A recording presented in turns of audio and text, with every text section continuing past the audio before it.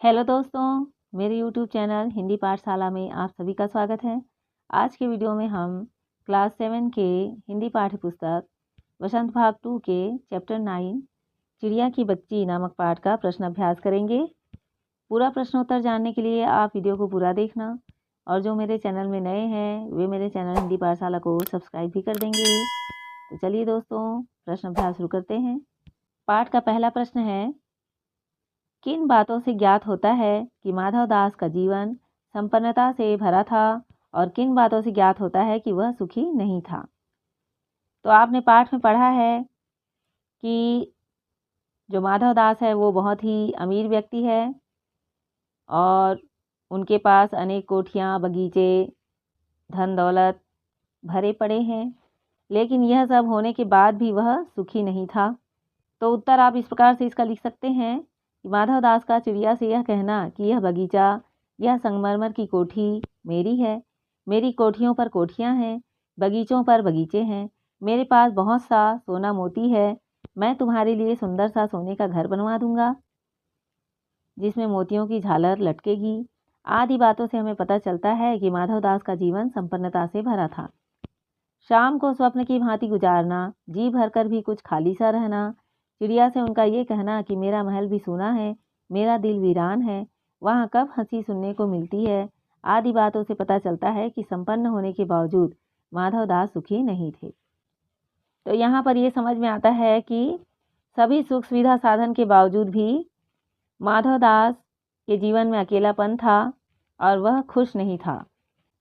प्रश्न दूसरा है, माधव दास क्यों बार बार चिड़िया से कहता है कि यह बगीचा तुम्हारा ही है। क्या माधव दास निस्वार्थ मन से ऐसा कह रहा था? स्पष्ट कीजिए। उत्तर है, माधव दास चिड़िया से बार बार इसलिए कहता है क्योंकि उसे चिड़िया बहुत सुंदर और प्यारी लगी। वह चाहता है कि वह चिड़िया सदा के लिए बगीचे में रह जाए। यही कारण है कि बार बार वो यह बात दोहराता है कि बगीचा तुम्हारा ही है। माधव दास का ऐसा कहना पूरी तरह से निस्वार्थ मन से नहीं था। वह चिड़िया को महल में पिंजरे में बंद करके रखना चाहता था ताकि अपनी इच्छा से उसकी सुंदरता को निहार सके और उसका चहचहाना सुनकर अपना मन बहला सके। माधव दास चिड़िया की चंचलता से और उसकी चहचहाट को सुनकर प्रसन्न हो गया था और वह उस चिड़िया को अपने महल में पिंजरे में कैद करके रखना चाहता था ताकि वह अपनी इच्छा के अनुसार उसे निहार सके और उसकी चहचहाट से वह प्रसन्न हो सके, अपना अकेलापन दूर कर सके। आगे का प्रश्न है, माधव दास के बार बार समझाने पर भी चिड़िया सोने के पिंजरे और सुख सुविधाओं को कोई महत्व नहीं दे रही थी। दूसरी तरफ माधव दास की नज़र में चिड़िया की जिद का कोई तुक न था। माधव दास और चिड़िया के मनोभावों के अंतर क्या क्या थे, अपने शब्दों में लिखिए। उत्तर है, यहाँ माधव दास और चिड़िया के मनोभाव एक दूसरे से विपरीत है। एक तरफ माधव दास के लिए धन दौलत, सुविधा संपन्नता ही जीवन में सर्वोपरि है, वहीं दूसरी ओर चिड़िया के लिए ये सभी सुख सुविधाएं व्यर्थ थी। उसके लिए अपनी माँ की गोद ही दुनिया में सबसे अधिक मूल्यवान सुख था। उसे सोने चांदी, हीरे मोती की तुलना में अपने माँ का स्नेह अधिक प्यारा था। अर्थात चिड़िया की खुशी भौतिक सुखों से अलग भावनात्मक सुखों में है। तो माधव दास जो थे वे जीवन में धन दौलत और संपन्नता को ही सर्वोपरि मानते थे, उसी को महत्वपूर्ण मानते थे। उसके लिए भौतिक सुख ही सब कुछ था। लेकिन चिड़िया जो है वो अपने माँ के स्नेह, अपने परिवार के प्रेम को ही सर्वोपरि मानती थी और उसके लिए धन वैभव की अपेक्षा भावनात्मक सुख महत्वपूर्ण था। प्रश्न चौथा है, कहानी के अंत में नन्ही चिड़िया का सेठ के नौकर के पंजे से भाग निकलने की बात पढ़कर तुम्हें कैसा लगा? 40-50 या इससे कुछ अधिक शब्दों में अपनी प्रतिक्रिया लिखिए। तो यहाँ पर आप अपने विचार लिखेंगे। आपने कहानी में पढ़ा है कि अमीर माधव दास चिड़िया को किस प्रकार से लालच देता है, सुख का, वैभव का, धन दौलत का लालच देता है और अपने पास उसको कैद करके रखना चाहता है। लेकिन चिड़िया उसके लालच में, उसके प्रलोभन में नहीं आती है और उस सेठ के बगीचे से वह उड़कर अपनी माँ के पास चली जाती है। तो उत्तर इस प्रकार से लिख सकते हैं, कहानी के अंत में हमने पढ़ा कि सेठ की सभी चेष्टाओं के बावजूद नन्ही चिड़िया सेठ के नौकर के पंजे से भाग निकलने में सफल होती है। यह कहानी का सुखद अंत है। यदि ऐसा नहीं होता तो कहानी का अंत अत्यंत दुखद होता। नन्ही चिड़िया को जीवन भर सेठ की कैद में अर्थात पिंजरे में रहना पड़ता और वह अपनी माँ से मिलने के लिए तरस जाती, परंतु वास्तव में ऐसा नहीं होता। चिड़िया लालच में न फंसकर वहाँ से भाग निकलती है और सुरक्षित अपनी माँ के पास पहुँच जाती है। चिड़िया के अस्तित्व की सफलता उसके बंधन मुक्त होकर स्वच्छंद विचरण करने में है। वह अपने परिवार तथा अपनी माँ का स्नेह पाकर खुश रहती है। इसे यह पता चलता है कि स्वतंत्रता से बहुमूल्य कोई भी सुख सुविधा नहीं होती। प्रश्न 5 है, माँ मेरी बाट देखती होगी। नन्ही चिड़िया बार बार इसी बात को कहती है। आप अपने अनुभव के आधार पर बताइए कि हमारी ज़िंदगी में माँ का क्या महत्व है। तो उत्तर आप इस प्रकार से लिख सकते हैं। हमारी ज़िंदगी में माँ का महत्वपूर्ण स्थान है। माँ हमें जन्म देती है, हमारा पालन पोषण करती है, हमें सुख सुविधा उपलब्ध कराती है, वह हमें संस्कारवान बनाती है।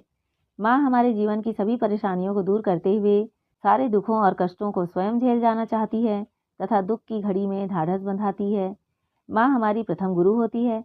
माँ का स्नेह और आशीर्वाद बच्चे की सफलता में योगदान देता है। अतः हम माँ के ऋण से उऋण नहीं हो सकते। यही कारण है कि जब चिड़िया को माधवदास के घर देर होने लगती है तो रह रहकर वह यही कहती है कि माँ इंतजार करती होगी। हमारे और सभी प्राणियों के जीवन में उनकी माँ का महत्वपूर्ण स्थान होता है, क्योंकि माँ ही हमें इस दुनिया में लाती है, हमें जन्म देकर हमारा उचित तरह से पालन पोषण करती है, हमारा संरक्षण करती है, हमें संस्कारवान बनाती है और हमारे कष्टों को दूर करने का प्रयास भी वो भरसक करती रहती है। माँ की गोद में हम सुकून और चैन पाते हैं, निर्भयता पाते हैं। इसलिए कहा गया है कि माँ के चरणों में स्वर्ग होता है। अगला प्रश्न है, इस कहानी का कोई और शीर्षक देना हो तो आप क्या देना चाहेंगे और क्यों? उत्तर है, इस कहानी हेतु नन्ही चिड़िया शीर्षक पूर्णतया उपयुक्त रहेगा, क्योंकि वह छोटी चिड़िया है, स्वभाव अनुसार थोड़ा बहुत घूमना ही जानती है। जब माधवदास का नौकर उसे पकड़ने लगता है तो वह बहुत डर जाती है। वह इतनी तेजी से उड़ती है कि सीधा माँ की गोद में आकर रुकी और सारी रात उसे चिपक कर सोती रही। वास्तव में वह छोटे बच्चे की भांति ही डर जाती है और बच्चा माँ की गोद में ही अपने आप को सुरक्षित महसूस करता है। वैसे ही नन्ही चिड़िया ने भी किया। यदि आपकी दृष्टि में कोई और शीर्षक उचित लगता है तो वो शीर्षक आप यहाँ पर लिख सकते हैं। कहानी से आगे का प्रश्न है, इस कहानी में आपने देखा कि वह चिड़िया अपने घर से दूर आकर भी फिर अपने घोंसले तक पहुंच जाती है। मधुमक्खियों, चींटियों, ग्रह नक्षत्रों तथा प्रकृति की अन्य विभिन्न चीज़ों में हमें एक अनुशासनबद्धता देखने को मिलती है। इस तरह के स्वाभाविक अनुशासन का रूप आपको कहाँ कहाँ देखने को मिलता है? उदाहरण देकर बताइए। तो आपने देखा है कि सभी प्राणी और ये सृष्टि सभी किसी न किसी प्रकार से अनुशासन में बंधे हुए दिखाई देते हैं। तो उत्तर इस प्रकार से आप लिख सकते हैं। अनुशासन प्रकृति का स्वाभाविक नियम है। प्रकृति के अलग अलग रूपों में हमें अनुशासन देखने को मिलता है। सूर्य नियमित रूप से सुबह उगता है तथा शाम को अस्त होता है। तारे रात को ही आसमान में दिखते हैं। पशु बाहर घूम फिर कर चर कर शाम को अपने घर को वापस लौट आते हैं।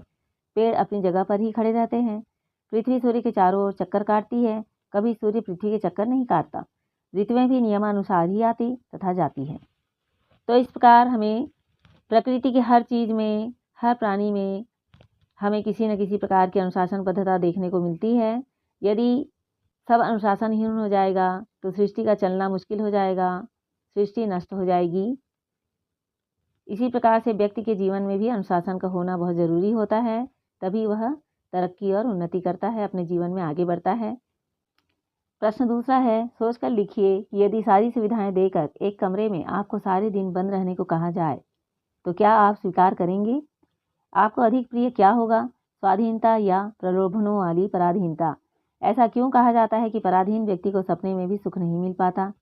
नीचे दिए गए कारणों को पढ़ें और विचार करके लिखें। का पॉइंट है, क्योंकि किसी को पराधीन बनाने की इच्छा रखने वाला व्यक्ति स्वयं दुखी होता है, वह किसी को सुखी नहीं कर सकता। ख है, क्योंकि पराधीन व्यक्ति सुख के सपने देखना ही नहीं चाहता। ग है, क्योंकि पराधीन व्यक्ति को सुख के सपने देखने का भी अवसर नहीं मिलता। तो यहाँ पर प्रश्न पूछा गया है कि आपको स्वाधीनता अच्छी लगती है या पराधीनता में आप रहना पसंद करेंगे? तो उत्तर में आप इस प्रकार से लिख सकते हैं, यदि हमको सारी सुविधाएं देकर बंद रहने को कहा जाए तो हमें यह स्वीकार नहीं है, क्योंकि पराधीन व्यक्ति के लिए सभी सुख सुविधाएं व्यर्थ है। स्वतंत्रता से बढ़कर कोई सुख नहीं। किसी कवि ने कहा है, मिले जो शुष्क रोटी आज़ाद रहकर, उसे खाकर क्या मिलेगा? तो उत्तर में आप इस प्रकार से लिख सकते हैं, यदि सारी सुविधाएं देकर बंद रहने को कहा जाए तो हमें यह स्वीकार नहीं है, क्योंकि पराधीन व्यक्ति के लिए सभी सुख सुविधाएं व्यर्थ है। स्वतंत्रता से बढ़कर कोई सुख नहीं। किसी कवि ने कहा है, मिले जो शुष्क रोटी आज़ाद रहकर वह गुलामी के हलवे पूड़ी से बेहतर है। मैं किसी भी कीमत पर कोई प्रलोभन स्वीकार नहीं करूँगा। तो हर व्यक्ति को, हर प्राणी को स्वतंत्रता ही अति प्रिय होती है। पराधीन जीवन व्यर्थ होता है। पराधीनता में कोई सुख नहीं होता। पराधीन व्यक्ति चाहे सोने के महल में ही क्यों न रहे, सोने के बिस्तर में ही क्यों न सोए, रोज़ स्वादिष्ट पकवान ही क्यों न खाए, लेकिन स्वतंत्रता में जो आनंद है वह गुलामी में आनंद नहीं है। किसी के कंट्रोल में, किसी के नियंत्रण में रहकर जीना बहुत ही दुखद होता है। परतंत्र व्यक्ति पराधीन प्राणी को सपने में भी सुख नहीं मिलता। स्वतंत्र व्यक्ति अभाव में भी खुश रह सकता है, लेकिन परतंत्र व्यक्ति या पराधीन व्यक्ति सारी सुख सुविधा होने के बावजूद भी आनंद से नहीं जी सकता। उसके मन को सुख शांति नहीं मिलती, प्रसन्नता नहीं मिलती। अनुमान और कल्पना से प्रश्न है। आपने गौर किया होगा कि मनुष्य, पशु, पक्षी, इन तीनों में ही माएँ अपने बच्चों का पूरा पूरा ध्यान रखती है। प्रकृति की इस अद्भुत देन का अवलोकन कर अपने शब्दों में लिखिए। उत्तर है, माँ का वात्सल्य, प्रेम और ममत्व की भावना मनुष्यों, जानवरों एवं पशु पक्षियों में भी पाई जाती है। मनुष्यों में माताएं 9 महीने तक बच्चे को अपने गर्भ में धारण करती है, फिर अत्यंत पीड़ा सहकर बच्चों को जन्म देती है। बच्चे के लिए माँ हमेशा फिक्रमंद बनी रहती है। माँ का अपने बच्चे से ममता और वात्सल्य का यह रिश्ता इतना गहरा है कि प्रत्येक प्राणी में इसके दर्शन होते हैं। चाहे मनुष्य हो या पशु, अपने बच्चे के लिए माताएं किसी से भी लड़ सकती है। तो संसार के सभी प्राणी जो माताएं होती है वह अपने बच्चों से बहुत प्रेम करती है और हर संभव अपने बच्चे को ममता और वात्सल्य प्रदान करती रहती है और उनके सुख के लिए कुछ भी कर सकती है। वह अपनी संतान के हित कामना में अपना जीवन बिता देती है। भाषा की बात से प्रश्न है। पाठ में पर शब्द के 3 प्रकार के प्रयोग हुए हैं। क पॉइंट है, गुलाब की डाली पर एक चिड़िया आन बैठी। ख बिंदु है, कभी पर हिलाती थी। ग बिंदु है, पर बच्ची कांप कांप कर माँ की छाती से और चिपक गई। तीनों पर के प्रयोग 3 उद्देश्यों से हुए हैं। इन वाक्यों का आधार लेकर आप भी पर का प्रयोग कर ऐसे 3 वाक्य बनाइए जिसमें अलग अलग उद्देश्यों के लिए पर के प्रयोग हुए हों। तो यहाँ पर 3 वाक्य दिया गया है। गुलाब की डाली पर एक चिड़िया आन बैठी, यहाँ पर का अर्थ है के ऊपर। अगला पॉइंट है, कभी पर हिलाती थी, यहाँ पर का अर्थ है पंख। ग पॉइंट है, पर बच्ची कांप कांप कर माँ की छाती से और चिपक गई, तो यहाँ पर का अर्थ है लेकिन। तो इसी प्रकार से आपको 3 वाक्य बनाने हैं जिसमें पर के 3 अलग अलग अर्थ प्रयोग हुए हों, जैसे यहाँ उत्तर में है। पहला पॉइंट है, छत की मुंडेर पर उल्लू बैठा था, यहाँ पर का अर्थ है के ऊपर। ख पॉइंट है, चूजे के पर निकल आए हैं, यहाँ पर का अर्थ है पंख। ग पॉइंट है, शरीर के कमजोर होने पर भी वह सब काम कर रही थी, यहाँ पर का अर्थ है लेकिन। तो इसी प्रकार से आपको भी नए वाक्य बनाकर लिखना है। प्रश्न 2 है, पाठ में तैने क्षण भर खुश करियो 3 वाक्यांश ऐसे हैं जो खड़ी बोली हिंदी के वर्तमान रूप में तूने क्षण भर खुश करना लिखे बोले जाते हैं, लेकिन हिंदी के निकट की बोलियों में कहीं कहीं इनके प्रयोग होते हैं। इस तरह के कुछ अन्य शब्दों की खोज कीजिए।